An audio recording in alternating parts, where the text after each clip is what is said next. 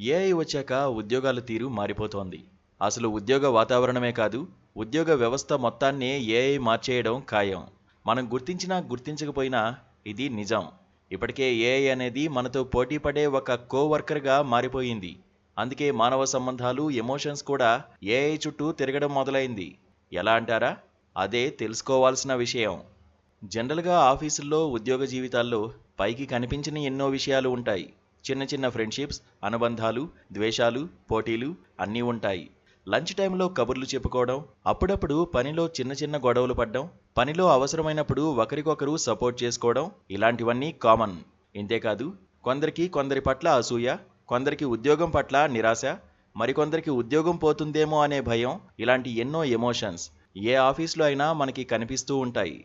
అయితే ఇప్పటివరకు ఈ ఎమోషన్స్ అన్నీ మనుషుల కేంద్రంగానే ఉండేవి. కానీ ఇప్పుడు ఎమోషనల్ ఇంటరాక్షన్స్, సైకలాజికల్ సమస్యలు అన్నీ ఏఐ చుట్టూ తిరుగుతున్నాయి. ఎలా అంటే ఎన్నో కోణాలు ఉన్నాయి. ఒక ఉద్యోగి కష్టపడితే ఆ టాలెంట్కి, శ్రమకి గుర్తింపు ఉండేది.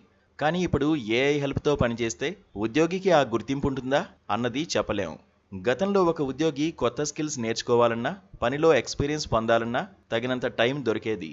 కానీ ఇప్పుడు ఏఐ వచ్చాక ప్రతి విషయంలోనూ పరుగులు తీయాల్సి వస్తోంది.